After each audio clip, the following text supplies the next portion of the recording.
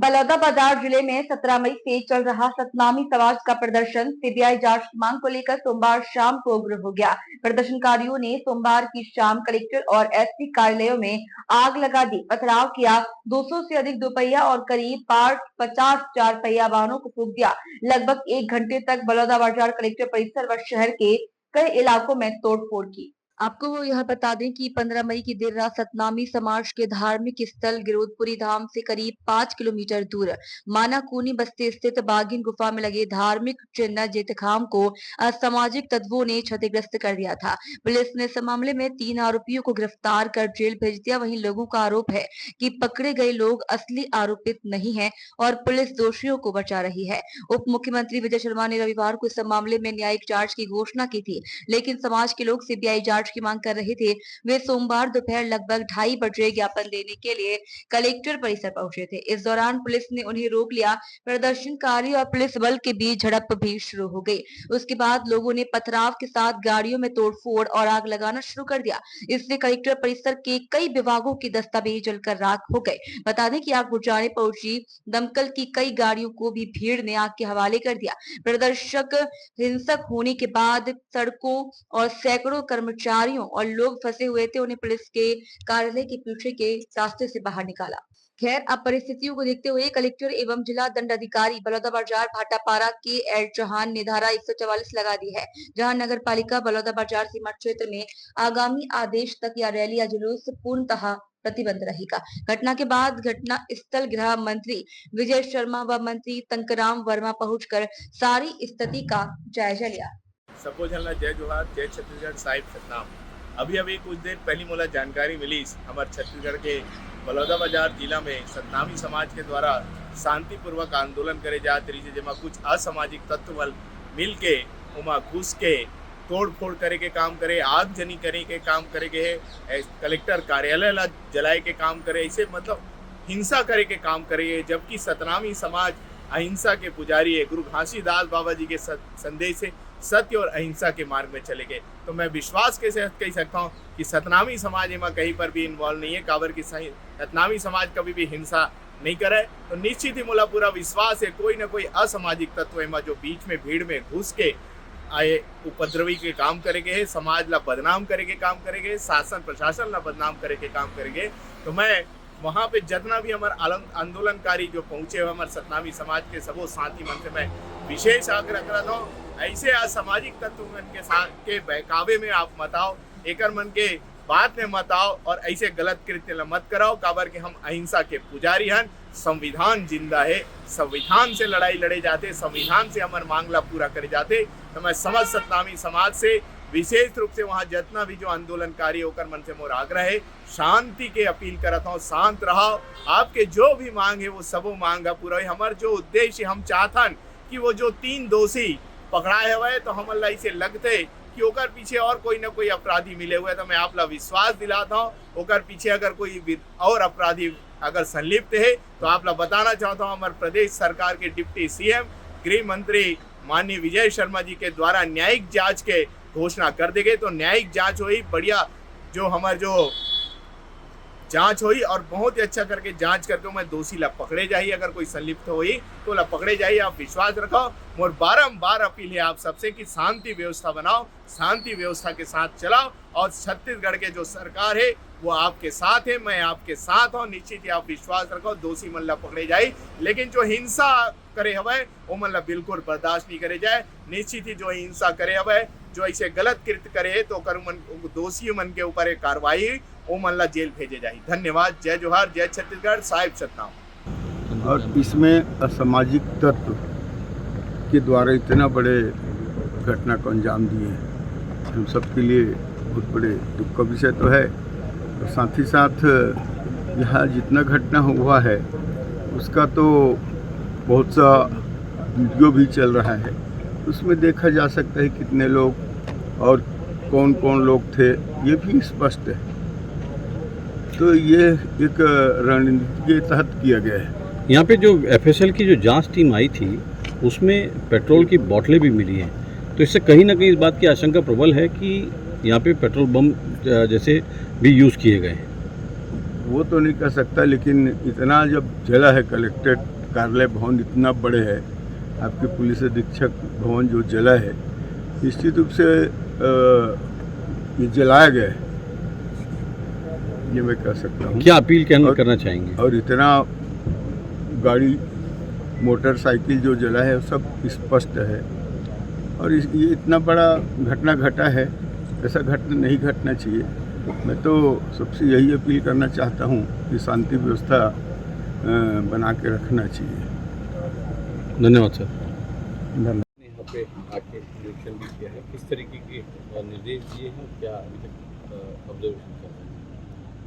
निरीक्षण का क्या है, भयंकरतम तोड़फोड़ आगजनी सब किया गया है। जाने कितने गरीबों की बाइकें हैं जला दी गई, अभी कल सुबह से वो क्या करेंगे। जाने कलेक्ट्रेट के रिकॉर्ड रूम में कितने लोगों की ज़मीन के दस्तावेज जला दिए गए। अब वो गरीब कल क्या ढूंढेंगे, क्या कराएंगे, क्या कर कैसे करेंगे। ये सब करने का, और पूरी बिल्डिंग जला दी गई, कितनी सुंदर सी बनी बिल्डिंग। बड़ी मुश्किल से चीज़ें बनती हैं भाई। सरकारी संपत्ति को ऐसे बर्बाद नहीं किया जाता है, और ये सरकारी संपत्ति को बर्बाद करने वाले किसी समाज के नहीं होते, ये असामाजिक होते हैं जिन्होंने ये किया है। हमारे प्रदेश में बाबा गुरु घासीदास के आशीर्वाद से उनको समूचा प्रदेश मानता है, कोई एक समाज मानता है ऐसा नहीं। सतनामी समाज विशेष रूप से श्वेत ध्वजवाहक हैं, और वो शांति के, सौहार्द के प्रतीक के स्वरूप में श्वेत ध्वज का धारण करते हैं। अब इस विषय पर एक जो घटना विगत माह 15-16 मई की दरमियानी रात को हुई थी कि पूज्य अमर गुफा में तीन जैत खाम को क्षति पहुंचाई गई थी, और उस पर पुलिस के जांच से असंतुष्ट होकर समाज ने मांग की थी कि इस पर न्यायिक जांच होनी चाहिए। सभी तरह की चर्चा के बाद न्यायिक जांच की घोषणा माननीय मुख्यमंत्री जी के निर्देश के आधार पर कर दी गई थी, और न्यायिक जांच की जो घोषणा हुई थी उससे समाज संतुष्ट नहीं था। समाज के प्रमुख लोगों ने कहा था कि ये पर्याप्त है और इसकी उचित जांच हो जानी चाहिए, और इस बार हम लोग अपना आंदोलन नहीं करेंगे, हम सम्मेलन करके माननीय मुख्यमंत्री जी को धन्यवाद ज्ञापित करेंगे। वो धन्यवाद ज्ञापन का मसला था, और उसके बीच में जो कुछ हुआ है, चूँकि समाज संतुष्ट था, समाज ने स्पष्ट तौर पर कहा था, समाज की मान्यता थी, इसलिए समाज का कोई विषय नहीं। समाज तो अपने कार्यक्रम में था, अपने भाव में था। अभी बीच में किसने आकर के ये सब किया, ये असामाजिक लोग कौन है, ये मसला है, और इस मसले पर ही मैं सोचता हूँ कि कानून काम कर रहा है, और उचित समय में सब कुछ स्पष्ट होगा। तो प्रशासनिक चूक मानते हैं, क्या मानते हैं कि कहीं न कहीं प्रशासनिक चूक हुई है? देखिए, जो कुछ हुआ है मैंने बहुत विस्तार से आपको बताया है, बहुत विस्तार से बताया है। मसला ये है कि सब कुछ स्पष्ट था, कुछ बात नहीं थी।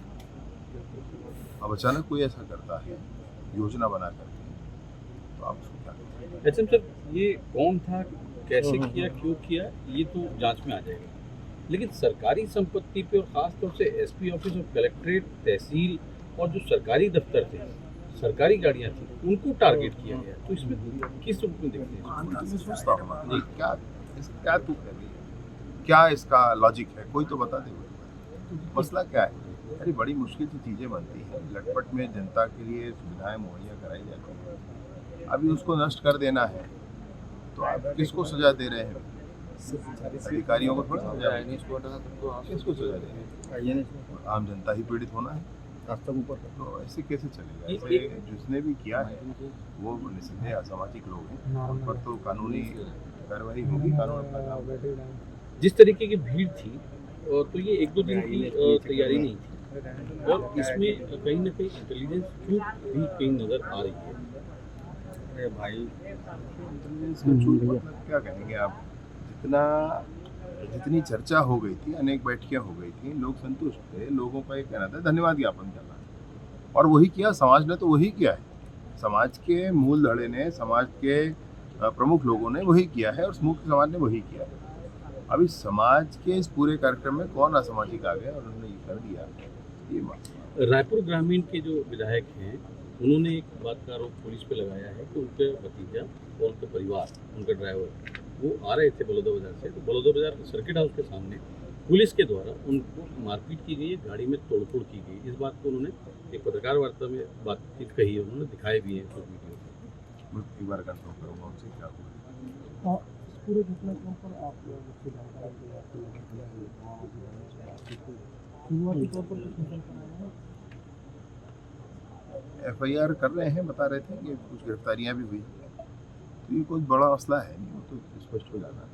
मसला ये है कि जो कुछ हुआ है उसकी भरपाई कैसे होगी, गरीबों की गाड़ियों का क्या होगा, टू व्हीलर का, उन गरीबों के रिकॉर्ड का क्या होगा, उन गरीबों की सुविधाओं का क्या होगा जो यहाँ कार्यालय में आकर के थोड़ा ठंडा पानी पीते थे, आराम से रह करके अपना काम कराते थे, उनका क्या होगा, और इन सब चीज़ों को बनने में कितना वक्त लग जाएगा, राशि कहाँ से आ जाएगी, ये मसले पड़े हैं। बाकी अब कानून का है, जिसने अपराध किया है कानून का उस पर कुछ छोटे कर्मचारी लोग हैं, उन्होंने जो हम लोगों से बात की, उनका कहना था कि कुछ मुआवजा वगैरह मिलेगा, क्योंकि उनकी बड़ी मेहनत से उन्होंने अपनी गाड़ियाँ ली थी या जो भी साधन उन्होंने लिए वो थे। सब समय का है, किसका क्या हुआ है आकलन होगा होगा बस इन सारी चीज़ों में मैं अभी तुरंत ही आपसे कुछ कह दूँ, ये उसका कोई अर्थ नहीं। थैंक यू, है। धन्यवाद। आभार, आप सब जाग रहे हैं अब तक।